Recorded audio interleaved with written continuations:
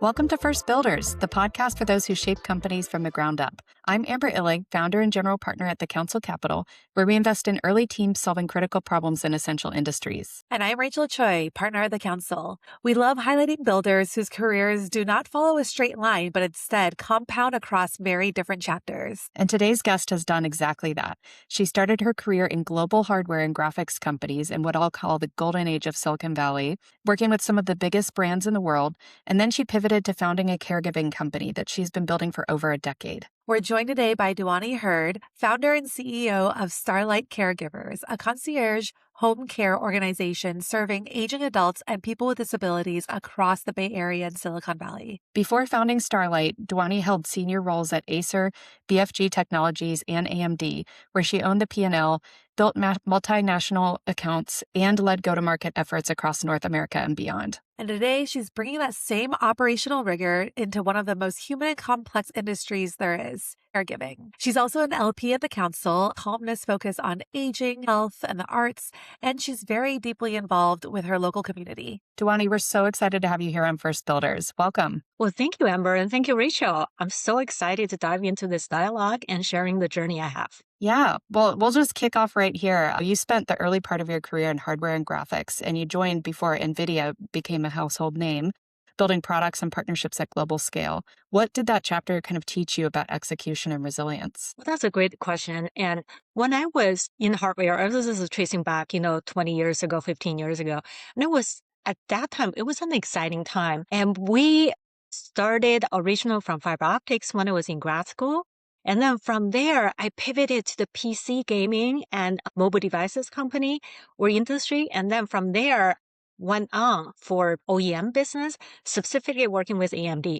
So all these experiences actually taught me so much about operation and so much about technology. But looking back, thinking about it, the core of everything throughout this journey is really down to the humans. As really the execution is so much of that is about people, is about team, is about how to getting people together on the team and with a shared vision. Yeah, that's awesome. And can you tell us a little bit about sort of the role that you played at those companies and what you walked away with from that experience? Absolutely. Yeah. So this is really interesting about my journey. When I first entered high tech, I was actually totally on the human side. I was hired with my first high tech job, was hired as an executive assistant for chairman of eTech. So that was the fiber optic industry. eTech back in year 2000 in January was acquired by JDS Uniphase with $15 million stock-to-stock purchase. And I was hired by the chairman named JJ Pan when he started the next startup. And at that time, I entered high tech officially. That was very exciting, but so much of that is really human interface. And from there, I pivoted to PC gaming and joined Acer. When I was at the Acer days, I started working with NVIDIA's teams and NVIDIA products. And after a few years working with Acer and Acer channels across retail, e-tail, and OEM business, I was recruited by ATI when ATI was just merging with AMD. And from there, and another 5 years journey before I actually left the tech. Awesome. Yeah, I love what you said about, how it was so critical about like the human component, like in your tech journey, just because the places that you worked at, I was like in the hard technology, like on the chip side, the hardware side. I feel like working with, NVIDIA before NVIDIA became that household name really, right? And so it must have been really exciting to kind of see all that happen and probably fascinating to folks today when everyone's saying about like AI replacing, humans, how critical humans are still in that process. Yeah, absolutely. So when you think about that, right? And I remember when I was leaving tech, it's not really leaving tech, right? Tech is every day and tech is our DNA. And so, but I felt there was so much I can do by combining tech into the traditional industries that's affecting every person's lives. So it started with my own story. When I was working as a business development executive and salesperson for AMD, my family was experiencing this just really multi-generational struggle. My grandpa at the time was 99 years old. And so he lived for another 4 years with 24/7, care. And so that was it was such a struggle for my family members, especially my mother. and she needed so much emotional support. And I was traveling so much, and I had newborn kids and supported my mom who was managing that, got really emotional, and herself was in and out of ICUs and CCUs. And so it was really a struggle that affected every single family. I thought there's something that I could do, not only out of my compassion and also the relevance to every single family, but also I thought my technology experience can make a difference. Totally. Yeah. I love seeing somebody that just enters like an essential industry with all these skills that they built up in a different industry like tech. Because it's like you come in with this superpower that you can apply to a whole new space and make a huge impact. So that's awesome. And then when you started Starlight from that, it sounds like it came from a personal need that you had. Did you think of it as a company that you were going to be building for decades, or did that long term commitment just kind of reveal itself over time? It totally revealed in itself. I didn't know I was going to be in this for a long haul. But I also did not estimate to the extent that how much this takes. When I really entered, it was really a passion. I thought and the passion and the judgment that I could combine my own skills, my strengths, and my technology experience to enter this space. But I didn't estimate how difficult this could be and how challenging this could be. And one thing is operation. Healthcare is 24/7. And I had newborn at the time. I had a toddler and a newborn. I didn't expect that. I was working 20 hours out of 24 every single day for the first 2.5 years. Yeah, you I probably remember thought you were gonna get lucky moving away from chip manufacturing and hardware, but it's the same exactly. thing. Yeah. I Yeah. remember the days. And also it was industry, I wasn't exactly well versed in that because, there's so much hands-on care for the clients and so much experience, like I wasn't a nurse, I wasn't a doctor, I was not exactly the social worker. So I had to learn so much and I had to be there to create and build my credibility. And I also remember because of the human side, I had to go visit the clients and really connect to them. I've brought my toddlers with me. I've brought my golden retriever with me as therapy dogs. There's just like so much hands on. Yeah, you Yeah. just really threw everything you had at it. That's awesome. That's great. And obviously like in your tech career before, you've built and you scaled teams and you saw kind of all of that interact. What felt kind of familiar when you were building in the early days of Starlight and what was completely new for you aside from the healthcare aspect? That's a great question. What was familiar with me is the team. The team orientation. However, there's such a big difference between my tech days and my startup. So in my tech days, I remember, there were multiple companies I worked with, but most of the company I worked with was multinational corporations. So we had a matrix structure, especially when I left AMD. AMD acquired ATI. So that was a Canadian Toronto-based company. And AMD was first Sunnyvale-based and then moved to Austin.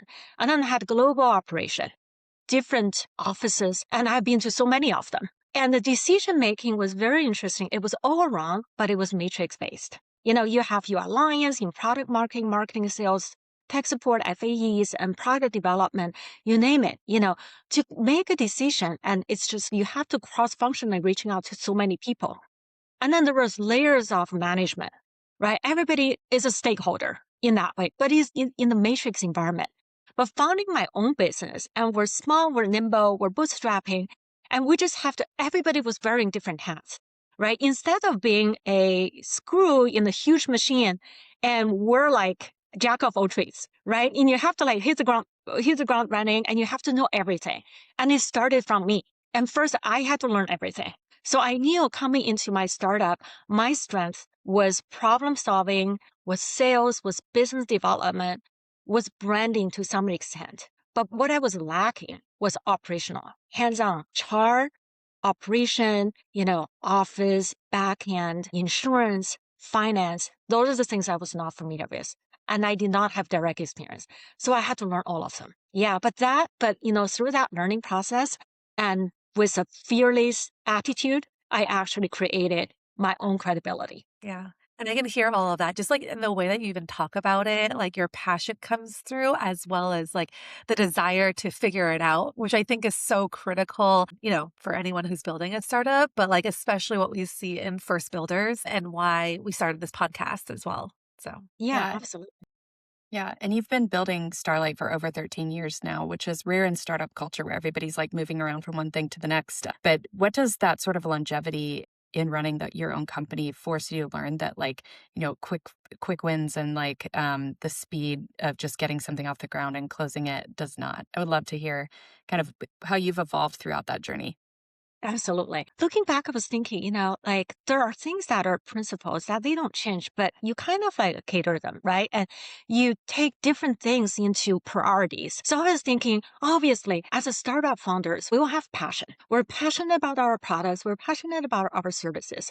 And that we know resilience is so important, right? Without that, you really can't execute. And you're going to fail 100 times before you have one win sometimes. Yeah. And but what I really found that was so valuable throughout the journey that's consistently, and I discovered more and more, is the human factor, is empathy. And I can't emphasize more enough for empathy. And I think empathy demonstrates in your value proposition, in the mission you created and you follow, and also it's most importantly in team building. And I found that so important is, and this is a story, about, I want to share with you, is parking ticket versus speeding ticket.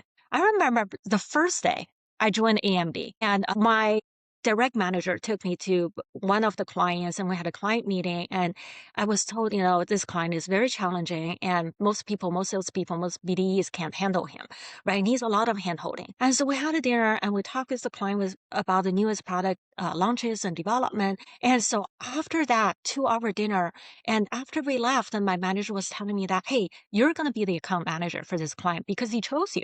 So I was like, oh, wow, good news, right? One of the most challenging person. But over my 5 years journey working with a group of clients, and he actually become one of my favorite, right?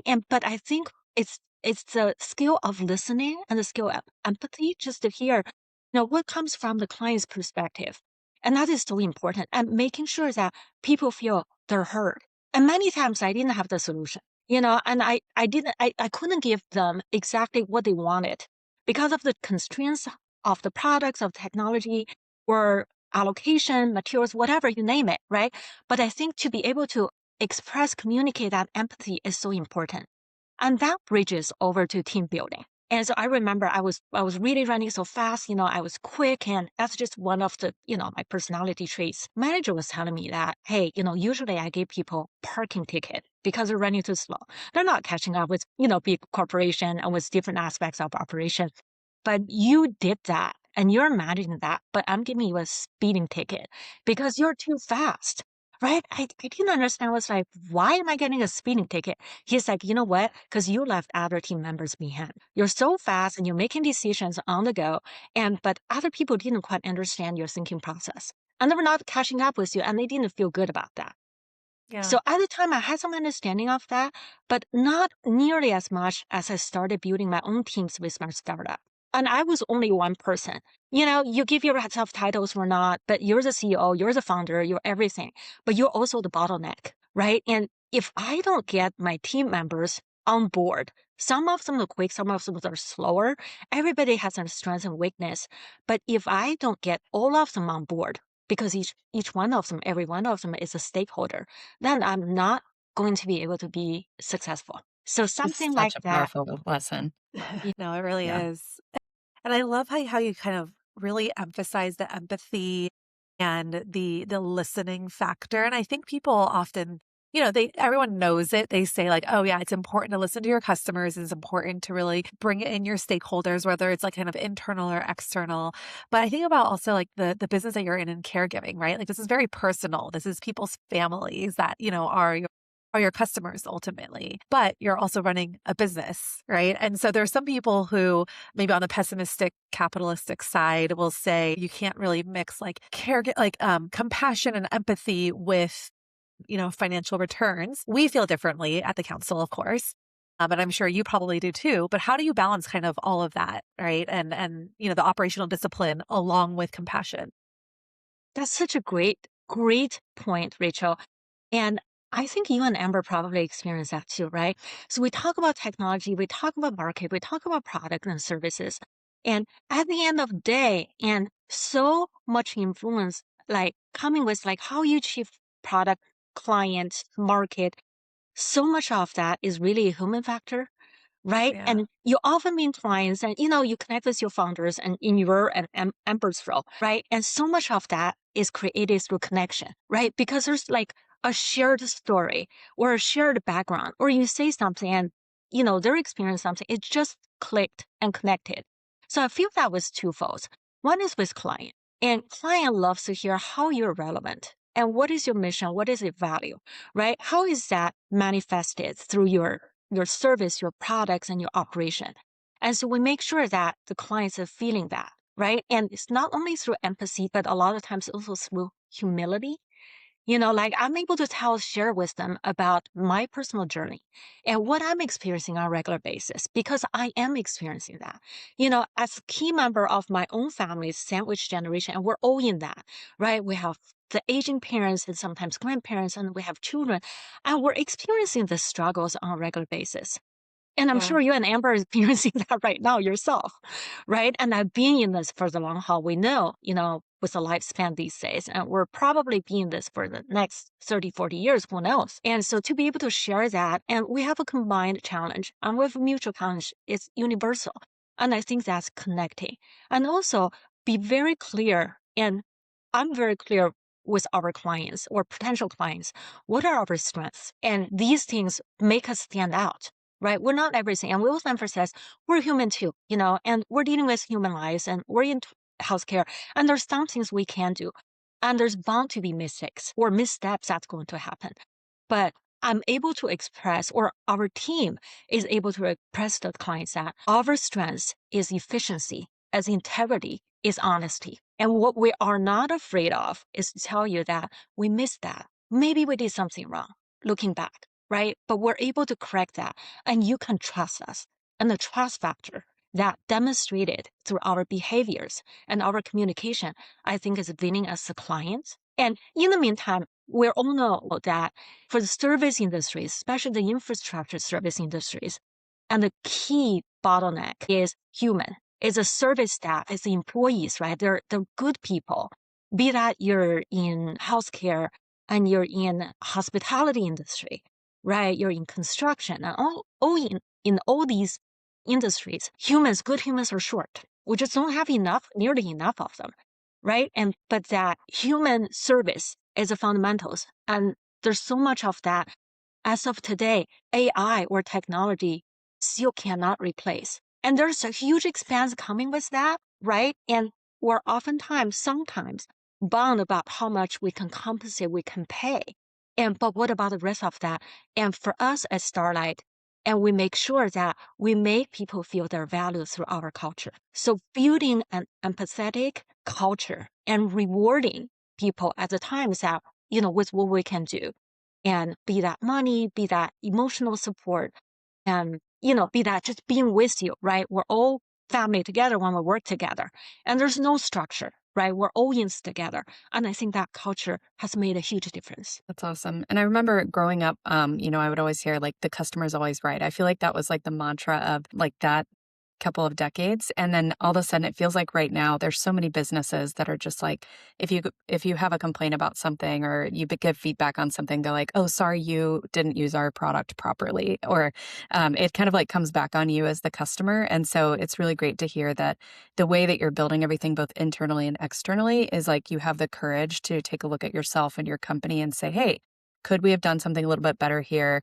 Even if we had good intentions and it didn't land right with the customer, maybe there's something we could have done. Or even in the way that you address it with them, it just goes such a long way, especially with this being such an emotional period of, your clients' lives. And so that kind of leads into my next question, which is, I think a lot of tech founders talk about impact, but never really operate close to it. And on the flip side, you're sitting with families that are really making end of life decisions. Curious how has that changed kind of how you think about leadership and success? Amber, you're just really saying something that, it's like hitting the nail on the head, right? And it's at the end of the day, it's a business, right? And so how do we connect that factors?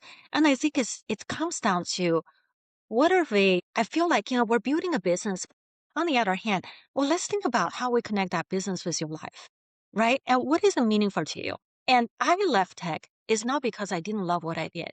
I loved it. I loved every single minute I work in tech, right? But when I pivoted is the time that I was thinking I wanted to make a real difference. And of course, that difference also meaning like, not only fulfilling my emotional needs, my passion, but also being able to support my family, an extended family.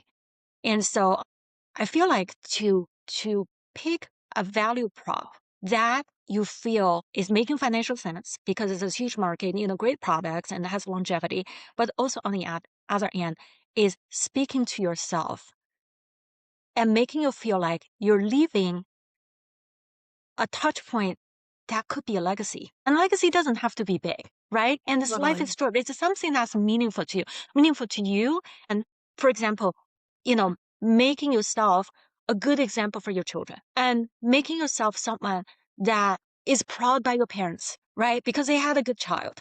And so that's something that was my pivotal point when I transitioned from tech. And so when I moved to this business, it's so hard. I mentioned earlier, I didn't expect to what extent this operation is going to impact my life. And it's been 13 years, and I can tell you there are Yeah, plenty of difficult days, I'm and I could sure. not sleep, right? And not only because of the operations, I was thinking, how long are we sustaining this economical impact? But rather like, how is that impacting my employees' lives? And I can give you an example. The hardest days I ever experienced in my professional life was the COVID era. When COVID hit, and it was just such a pivotal point that my office staff and my field staff and everybody together with the clients, we felt like we're all in this together. And it was so difficult. We had first, because we're the essential industry, right? So we couldn't, in a way, work from home because that Right. was like, healthcare workers were one of the first, like you're required to be on site, right? Doesn't matter if you have to wear a mask, you have to wear PPE, and you're infected or not, right? And I remember there was a time, the most difficult time was when clients and the caregiver staff are both infected. And what do you do at the time? No, and Yeah. we have a high uh, percentage of clients that are 24/7. The families are not even there, because they have to protect themselves. And but the clients are infected, and the caregivers are infected. So we had our advising doctors from Stanford, and this time the doctors are really saying like there's no other way but rather team up with your infected caregivers with your infected clients. Wow. Right. And so the rest of the office staff and operation team has to support both of them. And we had a number of cases going on just exactly like that. Wow. And I remember there were days, and I actually put myself out of that environment. I remember I took one trip with my family. It was a ski trip, but I was worked. Doesn't matter where I am, at any corner on the earth, right? I always had my phone.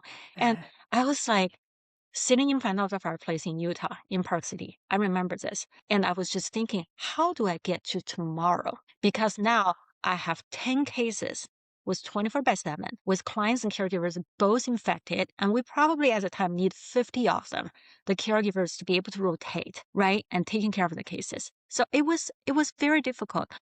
We went through this together with the team. And I had so much indebtedness to my team members at the time. We never worked from home. We always Right. worked in the office. We each took a conference room or a break room.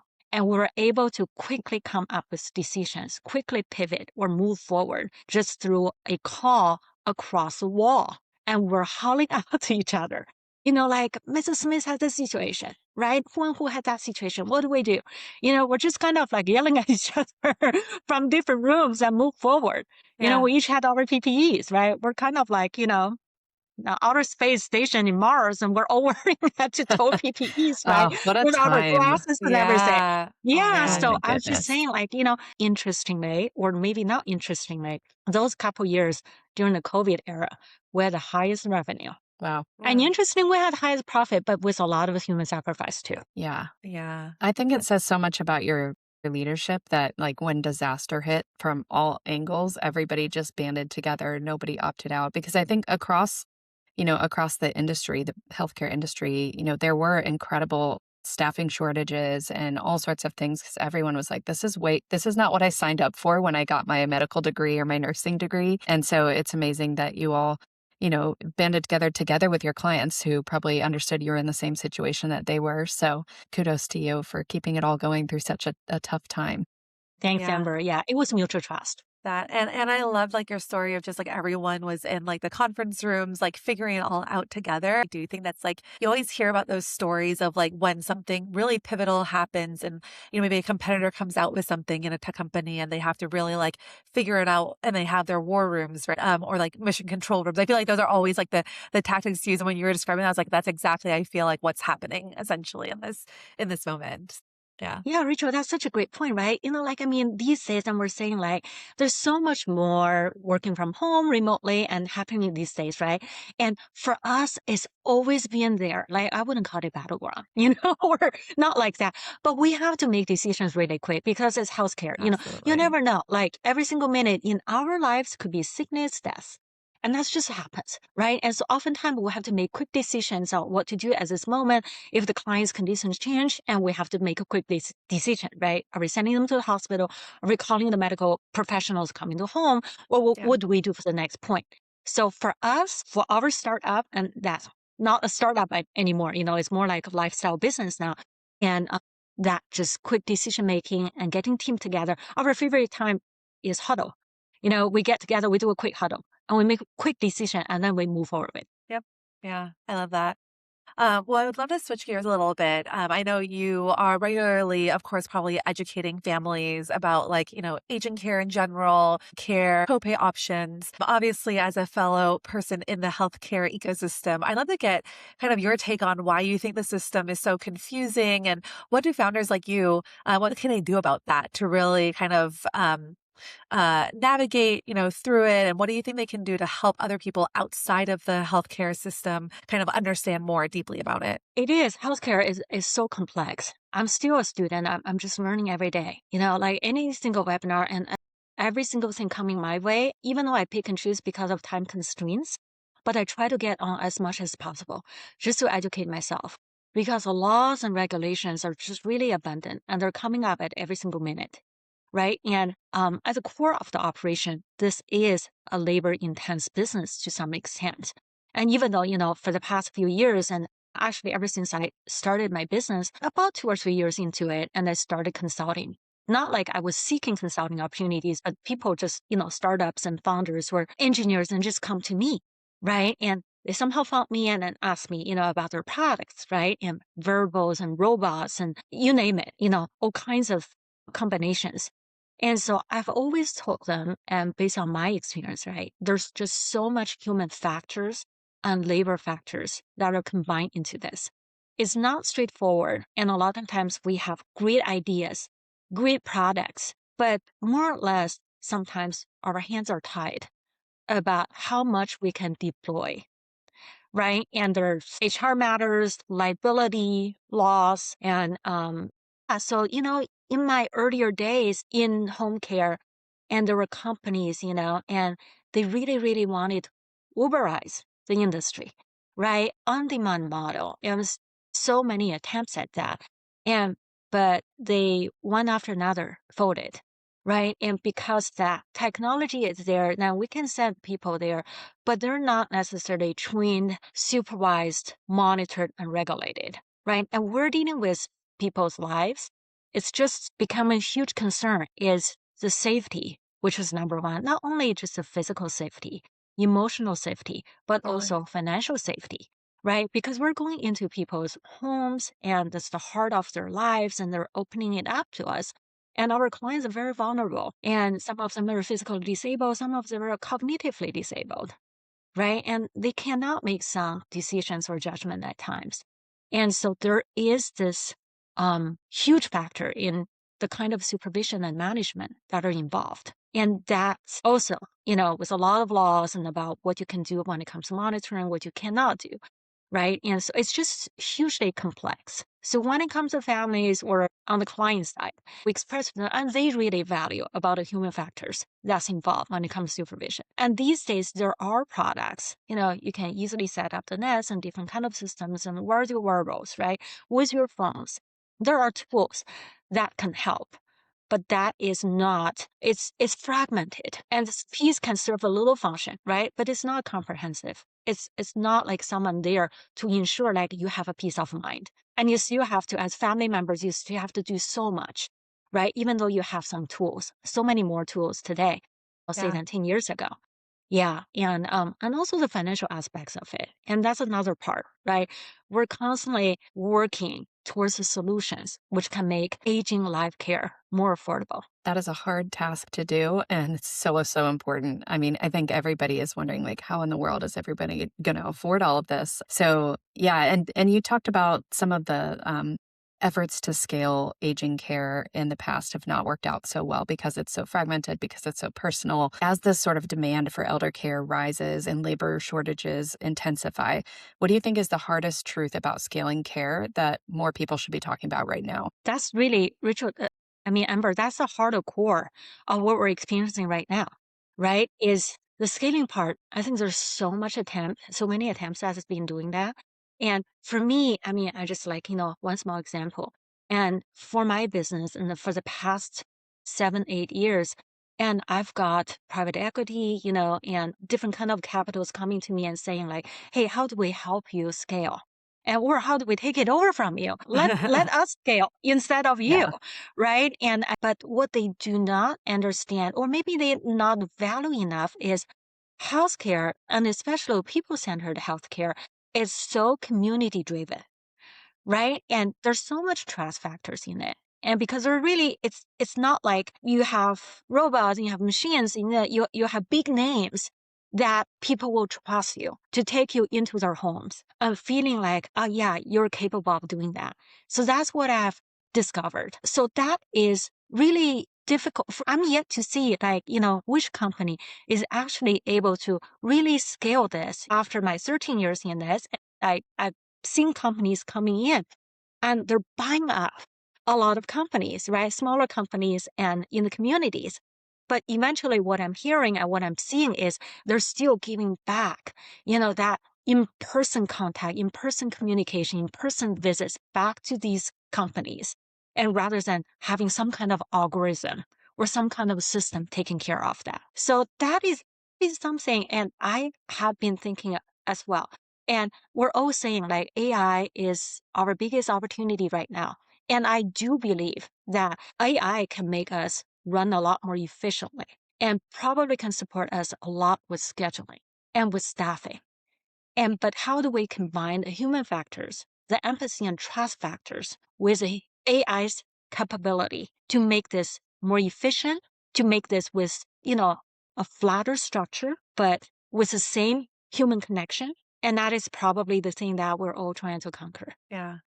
Definitely. Well, I'm really excited about kind of like that future as well. And like we've obviously like at the council, we've invested in companies that we believe are going to be kind of heading towards that. And excited to chat with you more on some of those companies too, as well. So Absolutely. Yeah. yeah. I just always so excited in hearing those opportunities and new ideas. Yeah, Totally. definitely. Well, I know also when we were chatting before, and we've seen like you write publicly about aging, about health, about caregiving. Tell us a little bit why like you feel it was important to add your voice, to this outside of just running the company as well. Well, that is one of my passions. And I was thinking one of maybe undervalued skills or traits of founders, and I feel is written communication. Like I My think like gosh, these yeah. days, when it comes to efficiency, right? And we talk quick and sometimes like, we just quickly come up with different ways of getting our messages across.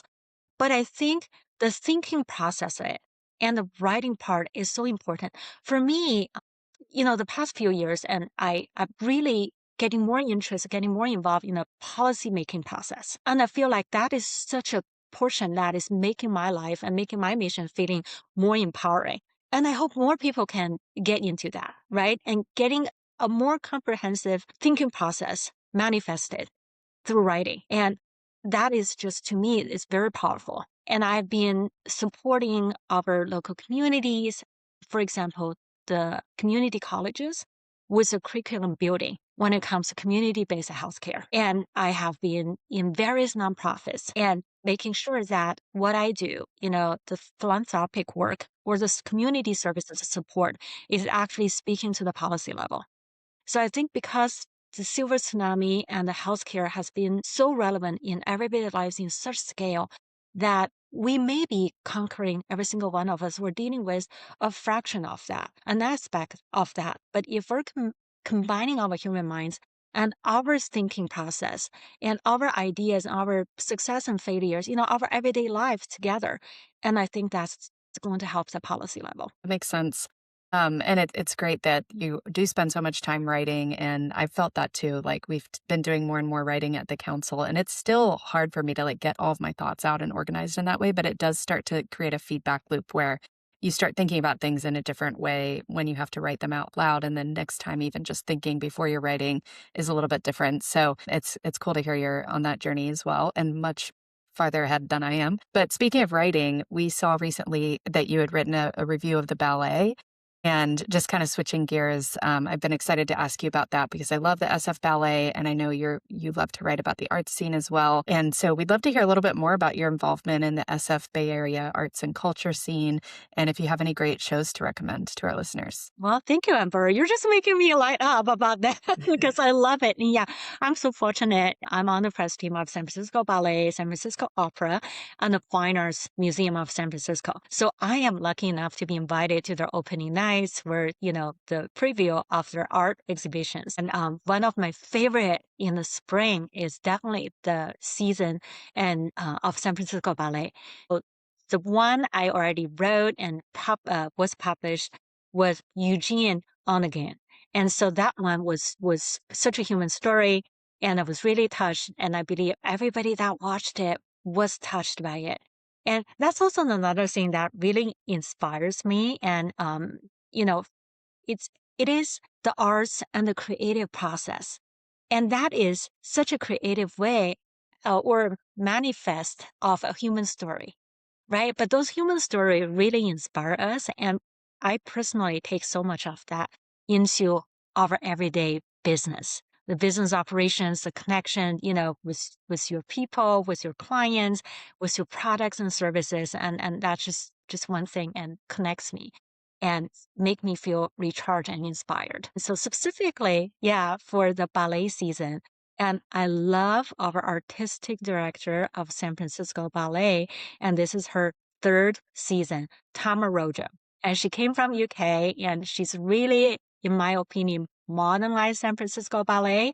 And so I'm especially excited about the rest of the season. That's so cool. You're talking to somebody who probably hasn't missed the SF Ballet Gala in like 6 years. And for our listeners, they do like a preview of the upcoming season once a year, and it's so much fun. I go with my girlfriends every year, and yeah, I'm curious to get your thoughts on Mere Mortals because I saw that that's coming back this year, and I really enjoyed it a few years ago. That's one of my favorite. I'm just same as you. You enjoyed it a few years ago, and this is coming back, and I can't wait to see it. Yeah, same. And for anybody listening, it's actually kind of inspired by AI in the Bay Area. And so it's a Cool. really interesting clash between, the SF ballet, the arts, and then AI and tech. So you've got to go see it if you're listening. I'm gonna have to add it Yeah. on my list to go check it Yeah. out. We might need to do a little team excursion Yeah. there. Yeah, that Yeah. would be Yeah, that's cool. our field trip. Exactly. Well, Duanna, I did have a question also. You do so much, right? Like you obviously have your company and there's, we've heard already all the work that you're doing there, all of the nonprofit work, obviously the SF Ballet press. How do you take care of yourself? What kind of boundaries do you set for yourself so that you don't burn out? I really, Rachel, you may not know this, but I have been a yoga instructor for 19 years. What? Oh, My oh my goodness. gosh. Wait, that's like another thing Just to one more add thing. to. Wow. Yeah, Maybe that thing that, yeah, it helps. That's I amazing. love the yoga, and since the early 2000s, and I was licensed and certified, and I'm actually experienced yoga instructor, and I've taught over 3,000 hours. Yeah, I kind of like that, was dialing down during the pandemic because the studios was shut down, right? And Right. everybody transitioned to online teaching. But that didn't necessarily speak to me and my passion because my real passion was the in-person connection, with Yeah. the students and with my peers and like, making a real physical and emotional difference. And so ever since the pandemic, I pivoted more to, at the beginning, lessons. But then as time went by, my two boys were older and they just demanded a lot more time. And so I finally dialed down and more focusing my own practice. So I would say like, yoga practice and meditation on a regular basis, and it's something that really creating the space for me to be able to recharge and really, thinking internally, bring the awareness more internally. That's Right. incredible. I love how well-rounded you are, and like you were mentioning earlier when you were talking about the arts, but I assume it's true for yoga too, just being able to step away from the day-to-day and be in a different environment, seeing something that's inspiring or doing something inspiring. It makes you a better leader too, day by day, probably a better parent too. That's awesome. So Yeah, we're gonna kind of Oh, go ahead. What were you gonna oh, say? no, I was just saying, Amber, thank you for that. And I also want to say, how that all ties together and speak into the passion, right? And making a difference. And so for 19 years of teaching and all the proceeds went to Alzheimer's Association. Well, that's So amazing. yeah, so it's just like, and but I feel good about it. And it's something you kind of like making a little ecosystem for yourself. That's incredible. Awesome. Well, we're going to transition to rapid fire questions. So just feel free to say the first thing that comes to your mind, and then we'll just go quickly through these. So I'll kick us off. What do you think you did say one, but maybe you have another, or you can go back into that one. But what is your most underrated skill for a first builder or founder? I would say the first one was writing, and I kind of mentioned that. And the second one would be to be able to not rush into a decision with ambiguity. What's one habit that you've kept steady over your long founder journey that has kept you steady? Working out. Nice. Yeah. And yoga.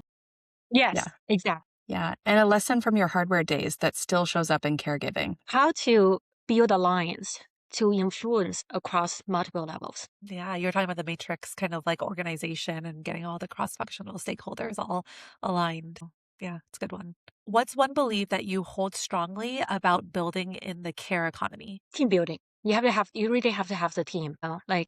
Otherwise I feel in my business and I don't want to be the bottleneck. So it's empowering the team members. Yeah. And then what's one thing that you used to believe about leadership that you no longer do?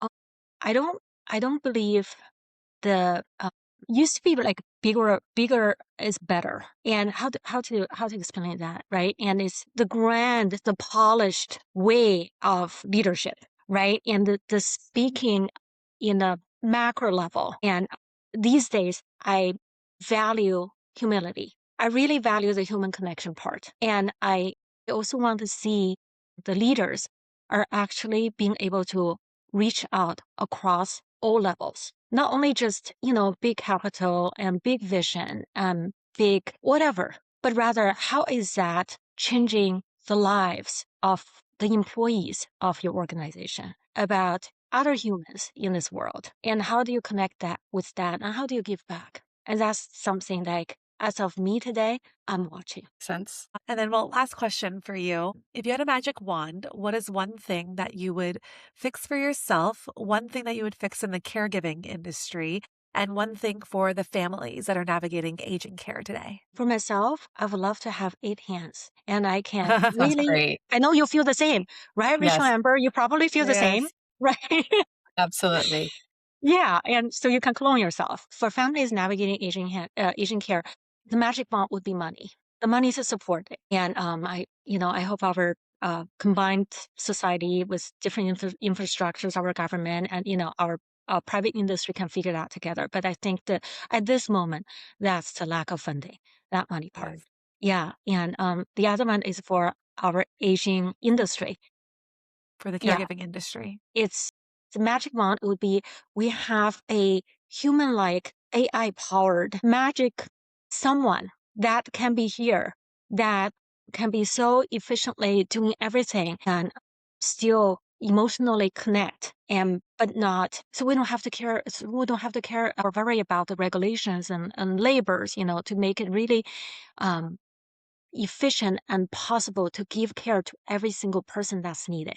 Because now we have so many people that they're not able to get care because we're constrained. We're constrained with funding, we're constrained with our shortage of great caregivers.